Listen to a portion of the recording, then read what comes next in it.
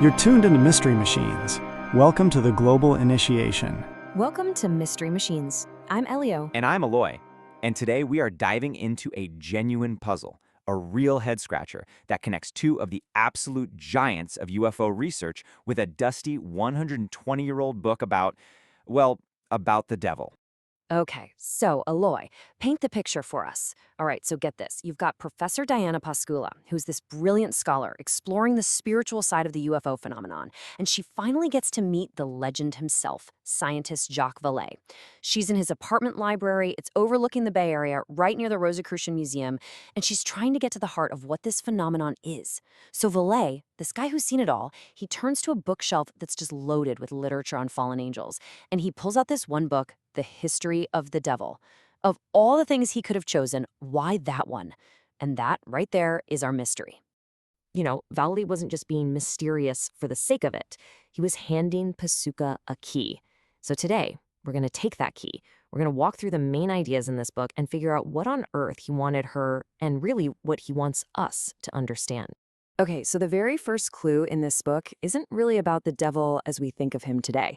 No, it's about something way bigger, an idea that seems almost baked into the human psyche, the idea of a powerful, non-human adversary. And what's so incredible is how the author Paul Carouse shows that this isn't just a one-off thing. It's a pattern you see everywhere. I mean, look at this. In ancient Egypt, you had Set, the god of chaos. The Babylonians were terrified of Tiamat, this primordial chaos dragon.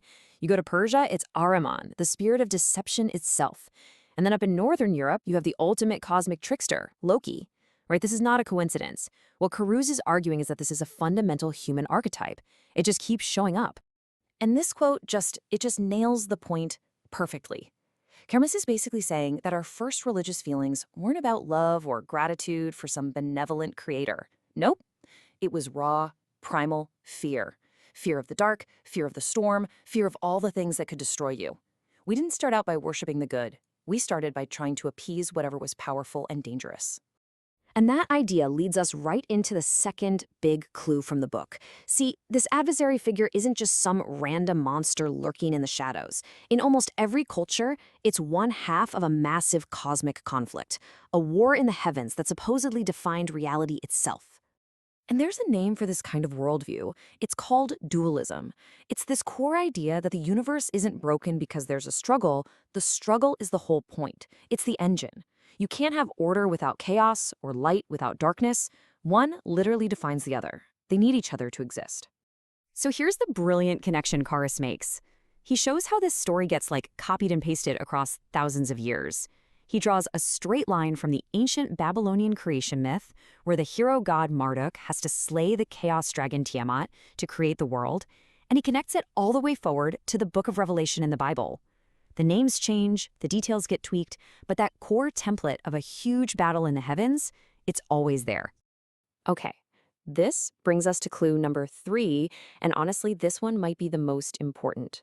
The book argues that the real story here isn't about the adversary itself. It's about how our idea of that adversary has changed over time, almost like it's a mirror reflecting our own evolution. Exactly. Just look at this progression that Carouse maps out. This figure starts out as a terrifying, powerful god that you have to appease with sacrifices. Fast forward a few thousand years to the Book of Job, and he's been demoted. Now he's Satan, the adversary, who's basically working as God's prosecuting attorney. Then he gets demoted again to just a tempter of mortals. And by the time you get to the Middle Ages, he's often just a joke character in plays, a bumbling fool you're supposed to laugh at. And that is the absolute key insight. The force itself never changed. We did. Our understanding of good and evil, our whole moral compass, our sense of our own power in the universe, that's what evolved. This ancient archetype just became the screen where we projected our own changing psychology. Which brings us to the book's big philosophical mic drop. We've seen the universal character, the cosmic story, and how we've changed our view of it. So now, Carouse tells us why any of this actually matters. This is the real reason Vallee pointed to this book. I mean, that quote says it all, doesn't it? What Carouse is saying is that what we call evil, that opposition, that struggle, that resistance, it's not a bug. It's a feature. It's essential. Think about it. If you can't possibly make the wrong choice, then what's so special about making the right one? Goodness has no real meaning without the possibility of evil. So the book completely flips our idea of the devil on its head. It's not a literal guy with horns and a pitchfork. It's a symbol. It's a symbol for the universal force of resistance. It's the friction that lets a wheel grip the road. It's the necessary unrest, as Cruz calls it, that forces us to question things, to invent new solutions, to overcome obstacles, and ultimately to evolve. And now, finally, we can take that key and unlock our original mystery. So how does any of this philosophy and history, have anything to do with UFOs? Right. This is the first big mental shift the book forces on us. It's asking us to step outside of that simple black and white trap we always fall into. It's not about good guys space brothers coming to save us versus evil demons coming to enslave us. Exactly. What if the strange lights in the sky, the bizarre encounters, the high strangeness, what if it's all just the 21st century version of that same ancient force? A force that once showed itself to humanity as gods, then as demons, then as jinn, then as fairies, and now, in our technological age, it puts on the mask of aliens. And that is the radical, mind-bending idea that Vallee was likely pointing Pasulka towards. That the whole point of the UFO phenomenon isn't for us to figure it out like it's some kind of machine from another planet.